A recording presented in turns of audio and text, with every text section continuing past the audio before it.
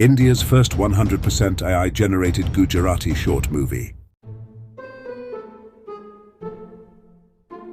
આમ તો મોહનને ક્યાં પહેલા કોઈ ખોટ હતી, પણ હવે લાગી રહ્યું હતું કે કિસ્મતમાં ચારેય કોરથી ગ્રહોનો આંતક વધી રહ્યો છે.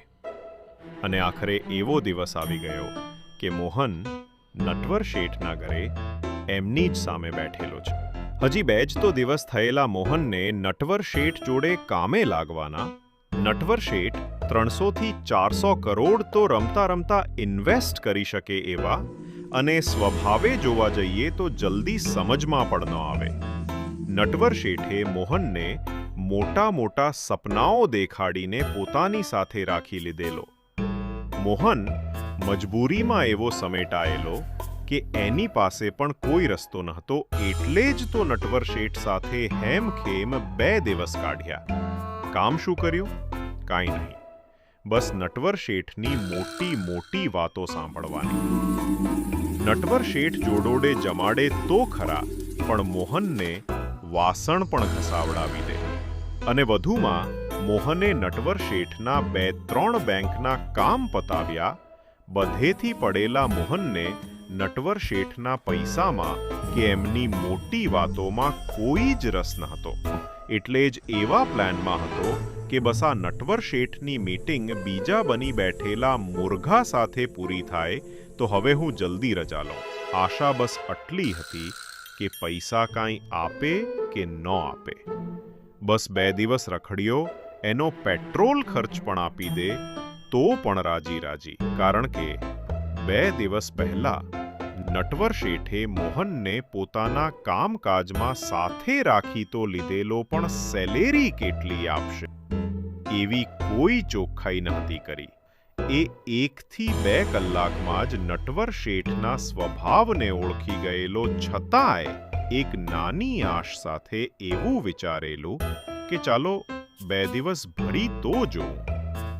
કદાચ અને કદાચ કંઈક નટવર શેઠના દિલના કોઈ એક ખૂણામાં થોડી માનવતા બચેલી હશે તો. જેમ મોહનને પોતાની મોટાઈના અસંખ્ય ઉદાહરણો સંભળાવેલા, એ જ રીતે નટવર શેઠ આજે કોઈ અન્ય વ્યક્તિ સાથે બેઠક કરીને બેઠેલા.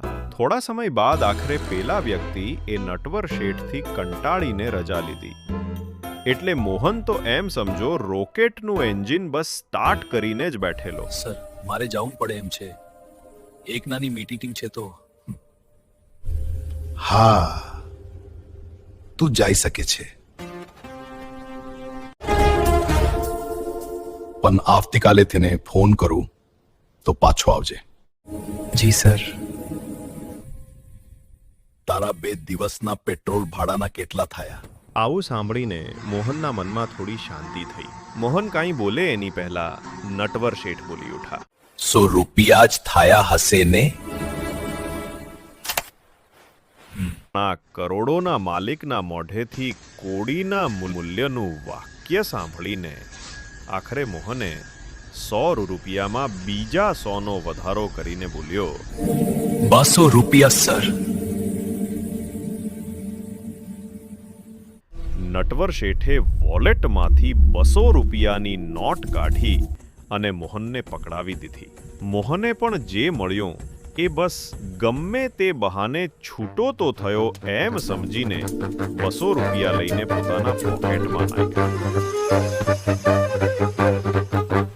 હાય હાય હાય 200 રૂપિયા, 200 રૂપિયા, હાય હાય 200 રૂપિયા, 200 રૂપિયા. માનનતી માનનતી કોના ખાશી 200 રૂપિયા, હાય હાય 200 રૂપિયા, 200 રૂપિયા. તૂટી ફૂટે કિસ્મત છે, સારી નથી આ કાળી છે. તૂટી ફૂટે કિસ્મત છે, સારી નથી આ કાળી છે. તારી નથી પણ બારી છે, આ જમીનથી હે બાઈ છે, આ જમીનથી હે બાઈ છે. હાય હાય 200 રૂપિયા, 200 રૂપિયા, હાય હાય 200 રૂપિયા. મારા નથી કોણા ખાશે 200 રૂપિયા ઓય 200 રૂપિયા 200 રૂપિયા ઓય ઓય ઓય 200 રૂપિયા 200 લાવો લાયસન્સ અને પીયુસી બતાવો.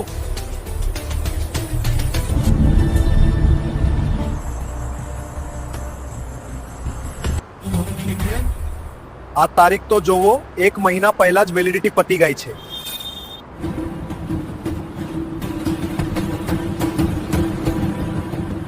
ટ્રાફિક પોલીસે મોહન પાસે દંડ તરીકે 1000 રૂપિયાની માંગણી કરી અને મોહને ઓફિસર સામે આજીજી કરવાનું શરૂ કર્યું. મોહનને આ ઘટના પછી ખ્યાલ આવી ગયેલો કે નટવર શેઠ જોડેથી મળેલી 200 રૂપિયાની નોટ પણ એની સાથે રહેવા નથી માંગતી. ઘણી રકઝક બાદ આખરે ટ્રાફિક પોલીસ 250માં માન્યા. નટવર શેઠના 200 તો ખરી, પણ મોહનના 50 રૂપિયા પણ હવે નહોતા બચવાના. આખરે મોહનને હતાશ મને ઓફિસરને 250 રૂપિયા આપવા અને આ હતી મોહન તથા મોહનના 200 રૂપિયાની વાર્તા.